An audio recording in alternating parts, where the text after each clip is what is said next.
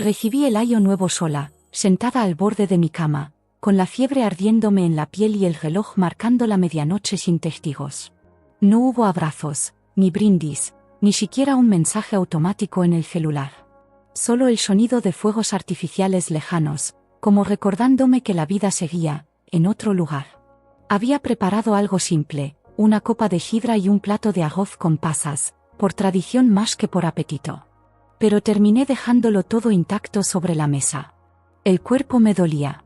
Me ardían los ojos. Y la garganta no resistía más que un susurro. Aún así, no llamé a nadie. No porque no necesitara ayuda, sino porque ya había aprendido a no interrumpir a quienes no preguntan por ti. Me cubrí con una manta y recé en silencio, no para sanar de inmediato, sino para que al menos esa noche no se sintiera tan vacía. Y cuando el teléfono sonó por fin, a las 12:47, pensé por un momento que alguien se había acordado. Que quizás alguno de mis hijos o nietos había sentido mi ausencia entre los brindis. Pero no. Era el abogado de la familia. Su voz, seca y profesional, me informó que necesitábamos revisar algunos papeles importantes la próxima semana. No mencionó el nuevo año. Ni preguntó cómo me sentía. Colgué con cuidado, y esa fue mi bienvenida al año nuevo, una llamada legal. Fría. Correcta. Y absolutamente vacía de afecto. Después de la llamada, me quedé mirando el techo durante horas. No pude volver a dormir. La fiebre subía y bajaba como marea, pero el verdadero ardor estaba por dentro. No era por el cuerpo, era por el alma. Porque no dolía estar enferma, dolía estar olvidada. Recordé otras noches de Año Nuevo, cuando la casa se llenaba de voces, de platos desordenados y de risas mezcladas con promesas de un año mejor. Antes éramos muchos.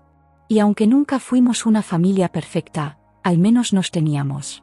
Ahora todo parecía haberse reconfigurado sin mí. Las fiestas se organizaban por redes sociales, se anunciaban en grupos de los que nunca fui parte, y mi nombre apenas si aparecía en algún "te mandamos un abrazo" genérico. Me pregunté cuándo fue que empecé a sograr. ¿Fue cuando mi marido murió y dejé de organizar los encuentros? ¿O cuando mis consejos empezaron a sonar anticuados? Me puse de pie con esfuerzo y fui hasta el baño a mojarme el rostro. Me vi en el espejo, los ojos hinchados, la cara pálida, el cabello desordenado. Me costó reconocerme. Pero más me costó aceptar que, aun en ese estado, nadie tocara la puerta. Nadie preguntara. Y lo que más me desarmó no fue la soledad, fue que ya la había asumido como normal. Como parte del paisaje. Como algo que se aprende a aceptar, aunque cada fibra de tu ser aún grite por pertenecer. Volví a la cama arrastrando los pies, con una sensación extraña, no era tristeza pura, ni enojo. Era esa mezcla amarga de haber comprendido demasiado tarde que algunas puertas solo se abren hacia un lado. Me envolví en la manta como quien se protege del mundo, y apagué la luz. No esperaba milagros. Solo un poco de paz. El teléfono no volvió a sonar. Al día siguiente, me despertó el sol filtrado por la cortina y un temblor leve en las manos. La fiebre seguía allí, como testigo silencioso de todo lo que no se dijo. Preparé una infusión, tomé los remedios y me senté frente a la ventana. El barrio ya se había sacudido las fiestas, globos desinflados, restos de pirotecnia en la vereda, silencio de resaca. Encendí la radio por costumbre y traté de enfocarme en otra cosa. Pero lo único que volvía una y otra vez a mi mente era esa voz del abogado. Fría, urgente, sin pausa. Tenemos que revisar algunos papeles importantes. ¿Tan difícil era preguntar cómo había pasado la noche? ¿Cómo me sentía? ¿Si necesitaba algo? Entendí que no se trataba de él. Era todo un reflejo de cómo había cambiado el lugar que ocupó.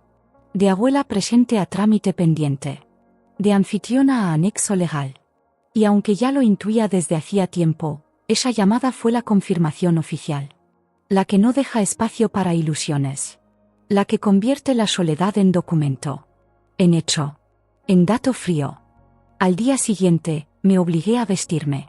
No porque tuviera fuerzas, sino porque entendí que, si no me ponía en pie, la casa entera se me vendría encima. Abrí las ventanas, dejé que entrara algo de aire, y me preparé un café aunque no tuviera hambre. Todo me sabía igual, pero el gesto de cuidarme, aunque mínimo, me recordó que aún podía sostenerme. Busqué los documentos que mencionó el abogado. Los había dejado en una carpeta azul, con las últimas voluntades que redactamos mi esposo y yo años atrás. En ese entonces, los firmamos con la certeza de que todo quedaría en orden. Pero ahora, ese orden parecía frío, como si los afectos pudieran organizarse en columnas y herencias. Me senté frente a la mesa y repasé los nombres, las designaciones, las cuentas. Todo estaba pensado para una familia que ya no existía como tal. Para una red de vínculos que se había ido desgastando entre silencios, formalidades y ausencias disfrazadas de madurez. Sentí un nudo en la garganta. No era por lo material. Era por darme cuenta de que todo lo que había preparado para los míos, quizás nunca llegaría donde yo imaginé. Y ahí, en medio del papeleo, comprendí algo más profundo, que tal vez aún estaba a tiempo de corregir el rumbo. No por despecho, sino por justicia. No hacia ellos, sino hacia mí. Porque incluso en el ocaso, una también tiene derecho a decidir quién merece quedarse con lo que uno deja. Esa tarde, pedí un turno con el abogado. Me atendió su secretaria, sorprendida por mi voz directa. ¿Se siente mejor?, preguntó, como si supiera algo que nunca le conté. Respondí que sí, que estaba lo suficientemente lúcida como para revisar mis decisiones. Anotó la cita para el lunes y colgó con esa eficiencia desprovista de calidez. Cerré el teléfono y me senté con la carpeta otra vez. Me tomé el tiempo de releer cada cláusula, cada nombre. Vi a mis hijos allí, designados con lógica, con tradición, el mayor como responsable legal, la del medio como beneficiaria directa, el menor como apoderado en caso de emergencia. Todo ordenado. Todo injusto. Porque la vida no se reparte en partes iguales cuando el afecto no ha sido equitativo. No había odio en mí. Solo claridad. Y esa lucidez fue nueva, casi incómoda, pero necesaria. Empecé a escribir en un cuaderno aparte. No era un testamento, era una carta. Un recuento emocional. Lo que viví. Lo que esperé. Lo que ofrecí. Lo que no volvió. Porque entendí que dejar algo en manos de otro no se trata solo de confianza patrimonial. Se trata de legado afectivo. De coherencia.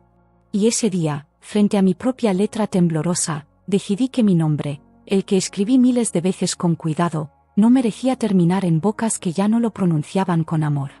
Si yo no cuidaba mi historia, nadie más lo haría. Con la carta aún abierta sobre la mesa, me pregunté por qué había esperado tanto para escribirla. Tal vez por miedo. Miedo a ver en palabras lo que ya sabía en silencio, que llevaba años doliéndome sin decirlo. Que había dado más de lo que me habían pedido, y aún así, no alcanzó para que me incluyeran. Recordé cumpleaños en los que esperé una llamada que no llegó, decisiones que se tomaron sin consultarme, y encuentros donde mi silla fue la única vacía, como si nadie notara mi ausencia. Pero escribirlo no me debilitó. Al contrario, me devolvió forma. Me mostró que aún podía nagarme sin pedir permiso. Esa noche cené temprano. Nada especial, sopa y pan. Pero por primera vez en mucho tiempo, lo hice con una vela encendida. No como símbolo de tristeza, sino de presencia. Como diciendo, estoy aquí, y eso importa. Más tarde, al acostarme, dejé el cuaderno abierto en la mesa de noche. Lo miré como quien deja una promesa en pausa, sabiendo que al día siguiente seguiría escribiendo. No tenía claro qué cambiaría en el testamento, ni cómo lo tomarían. Pero si tenía claro esto, el silencio no podía seguir decidiendo por mí. Si mis hijos no podían ver todo lo que aún soy, yo no iba a seguir reduciéndome a una firma. Porque incluso una mujer mayor, olvidada en Año Nuevo, puede volver a escribir su historia. Y hacerlo en su propio idioma, el del respeto propio. El lunes fui a la cita con el abogado. Me vestí sin prisa, eligiendo un abrigo que hacía años no usaba, de esos que una guarda para momentos importantes. No sabía si este lo era para los demás, pero sí lo era para mí. Al llegar, me recibió con su cordialidad habitual, esa mezcla de eficiencia y distancia que uno aprende a aceptar. Me ofreció asiento y café. Rechacé el café. Abrí mi bolso, saqué la carpeta azul, y la coloqué sobre el escritorio. Quiero revisar todo, dije. Lo noté sorprendido, pero no lo dijo. Empezamos por las cláusulas principales. Le pedí que leyera en voz alta cada apartado. Detuvimos la conversación varias veces. Le hice preguntas que él no esperaba. Le aclaré que no se trataba de cambiar nombres por capricho, sino de hacerlo desde un lugar consciente. Lo que una deja no es solo dinero. Es huella. Es historia. Él asintió, más atento que antes. Al llegar al apartado de beneficiarios, pedí una pausa. Le entregué la carta. Le pedí que la agregara como anexo personal, no legal. Solo quiero que esté allí. Que algún día, cuando esto se lea, también se lea esto. Él la tomó con respeto. No la abrió.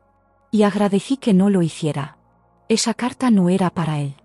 Era para quien, algún día, tuviera en sus manos el resumen de mi vida. Y entendiera que detrás de cada cifra, hubo una mujer que solo quería ser recordada con verdad. Terminamos la revisión en 1 hora. Antes de salir, el abogado me dijo algo que no esperaba: no muchas personas vienen con tanta claridad. A veces, lo más difícil no es repartir lo que tienen, sino reconocer a quien realmente quieren dejarlo. Asentí, sin necesidad de responder. Al volver a casa, el cuerpo me pesaba, pero el alma se sentía más liviana. Hice té y me senté con el cuaderno en las piernas. Miré la hoja en blanco y, en vez de seguir con la carta, escribí un nombre: Clara. No era parte de mi familia, no era pariente ni amiga íntima. Era la mujer que me ayudaba a limpiar la casa 2 veces por semana. Habíamos compartido tantas charlas en medio del olor a lavanda y agua caliente. Me escuchaba sin juzgar. Me preguntaba por mis dolores. Me traía frutas frescas cuando me veía pálida. Y nunca me pidió nada. Pensé, ¿por qué no ella? ¿Por qué no alguien que me vio de verdad, sin esperar nada a cambio? En un mundo donde muchos llegan solo cuando huelen herencia, ella llegaba con las manos llenas, de tiempo, de cuidado, de presencia. Escribí una segunda carta, más corta, más concreta.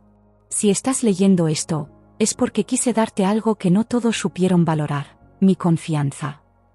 La firmé sin temblor. Porque entendí que no necesito dejar legado en quienes llevan mi sangre. Quiero dejarlo en quien supo acompañar mi silencio sin miedo. Guardé ambas cartas en un sobre y lo puse dentro de la misma carpeta azul.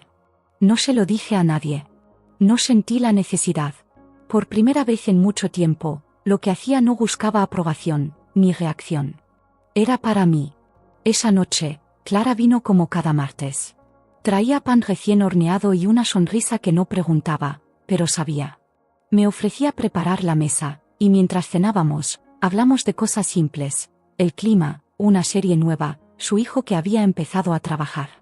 En un momento, me dijo: usted se ve distinta. Como más liviana. Me reí. Le dije que quizás era el abrigo viejo que por fin había decidido usar. No mentía. También era eso. Cuando se fue, me quedé mirando su taza vacía en la mesa. Y sentí una gratitud profunda, de esas que no se pueden nombrar del todo. Me di cuenta de que, durante años, había puesto mi afecto en vínculos que me pesaban más de lo que me nutrían. Que había confundido lealtad con sacrificio. Y que ahora, al elegir desde otro lugar, también me estaba sanando. No sé si algún día mis hijos entenderán por qué tomé estas decisiones. Quizás se enojen. Quizás callen. Pero eso ya no es mi asunto. Mi responsabilidad es conmigo. Y conmigo, al fin, estoy en paz.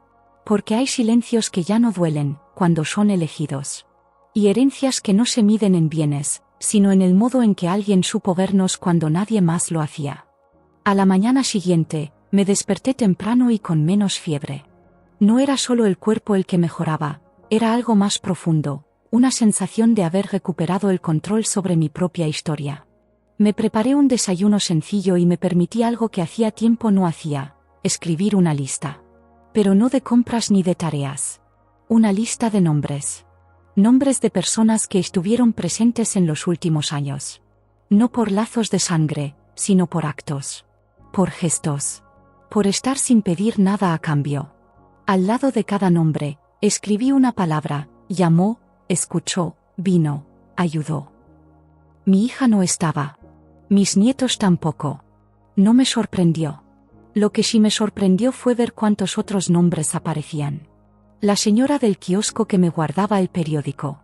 La enfermera del centro de salud que me preguntaba por mis rodillas. El vecino que me dejaba flores del jardín sin firmar. Gente común. Pero gente que me vio. Que me incluyó. Que me reconoció como más que una señora mayor que se encierra temprano. Y eso me dio fuerzas. Tal vez no volvería a tener cenas familiares como antes. Tal vez ya no habría reuniones con brindis y risas fingidas. Pero sí podía seguir construyendo vínculos verdaderos. Lentos. Íntimos. Reales. A veces, la familia no se elige. Pero el afecto, sí. Y en esa elección, descubrí que aún tenía mucho por sembrar, aunque el calendario ya no marcara muchos abriles por delante. Esa misma tarde salí a caminar por el barrio. El aire era fresco y la brisa tenía ese olor a pan recién hecho que siempre me reconcilia con el mundo. Pasé por la plaza donde antes llevaba a mis hijos cuando eran pequeños. Estaba casi vacía. Solo una madre joven con su bebé en coche y un hombre mayor leyendo el diario. Me senté en un banco y me dejé estar. Sin prisa. Sin destino. La madre se acercó y me preguntó si el banco estaba libre. Asentí, y nos quedamos en silencio unos minutos. Luego, como si nos conociéramos de otra vida, comenzó a contarme cómo se sentía sola desde que nació su hija. Que nadie la visitaba. Que todo el mundo estaba ocupado. Que había días en los que no hablaba con nadie. La escuché sin interrumpir. Al final, le dije, yo también estuve sola el primer día del año. Y enferma. Nadie llamó. Solo el abogado. Se rió con esa risa rota que solo se comparte entre iguales. Intercambiamos nombres y un poco de historia. Nos fuimos juntas. Me acompañó hasta la puerta de casa.